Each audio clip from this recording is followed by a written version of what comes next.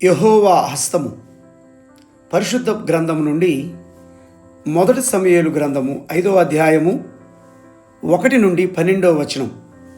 ఈ అధ్యాయంలో యెహోవా హస్తము అనే పదమును తరచుగా ప్రస్తావించబడింది. దేవుని హస్తములు ప్రేమ కలిగిన హస్తాలు. ఆయన హస్తముల మీద మనలను చెక్కుకున్నాడు. యెషయా గ్రంథము 49వ అధ్యాయము 15వ వచనం. కానీ ఆయన హస్తాలు భయంకరమైనవి కూడా. జీవము గల దేవుని చేతిలో పడుట బహు భయంకరము. హెబ్రీ పత్రిక 10వ అధ్యాయము 31వ వచనం. ఈ అధ్యాయంలో యెహోవా హస్తము తీర్పు తీర్చే హస్తముగా ఉన్నది. ఈ అధ్యాయంలో యెహోవా హస్తము తీర్పు తీర్చే హస్తముగా ఉన్నది. మొదటగా యెహోవా హస్తము ఫిలిష్తీయుల దేవత అయిన దాగోను మీద భారముగా ఉన్నది. చూడండి, మొదటి సమూయేలు గ్రంథము 5వ అధ్యాయము 1 నుండి 5వ వచనం వరకు. ఫిలిష్తీయులు ఇశ్రాయేలీయులను ఓడించి దేవుని మందసమును పట్టుకున్నారు. ఇది వారి యొక్క గొప్పతనము కాదు. ఇశ్రాయేలు వారి యొక్క పాపమును బట్టి వారికి తీర్పు తీర్చి వారిని సరిచేయుటకు దేవుడు ఫిలిష్తీయులను వాడుకున్నాడు. అయితే వారు అది వారి యొక్క గొప్పతనముగా, వారి దేవత యొక్క గొప్పతనముగా అతిశయించారు.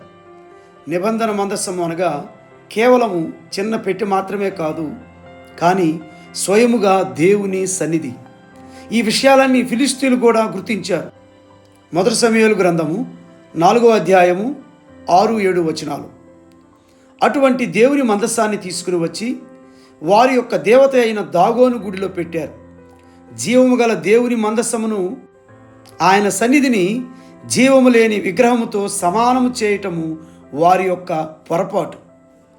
అందుకే దేవుని తీర్పు దాగోను మీదకి దిగి వచ్చింది.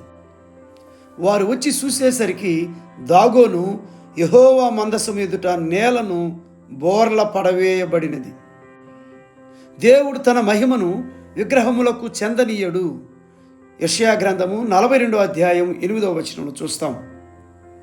రెండవదిగా యెహోవా హస్తము ఫిలిష్తీయుల మీద భారముగా ఉన్నది. మొదటి సమూయేలు గ్రంథము 5వ అధ్యాయము 6వ వచనం నుండి 12వ వచనం వరకు. దేవుని తీర్పు వారి దేవత మీదకి వచ్చినప్పటికీ ఫిలిష్తీయులు వినలేదు.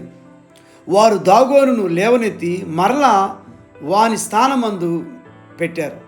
దేవుడు హెచ్చరించినప్పటికీ కూడా వారు వినకపోవుటను బట్టి వారిని దేవుడు గడ్డల రోగముతో మొత్తాడు. అందువలన ప్రజలలో అనేకులు హతమయ్యారు. ప్రియ సహోదరి సహోదరులారా, ముగింపులో ఈ అధ్యాయంలో మనం నేర్చుకోవలసిందేమనగా, జీవము గల దేవునిని మనము ఎవరితోనూ సమానముగా చేయకూడదు. ఆయన గొప్ప దేవుడు, సమస్త దేవతల కంటే గొప్పవాడు. కీర్తనలు 135:5వ వచనం. ఆయనకు చెందవలసిన మహిమను వేరొకరికి ఆపాదించకూడదు. మరియు ఆయన తన యొక్క తీర్పుల ద్వారా మనలను హెచ్చరించినప్పుడు ఆయన మాటను లక్ష్యపెట్టాలి. లేదంటే ఆయన ఉగ్రతను చూస్తాము. జీవము గల దేవుని చేతిలో పడుట బహు భయంకరము. దేవుడు ఈ కొద్ది మాటలు ఆశీర్వదించునుగాక. ఆమెన్.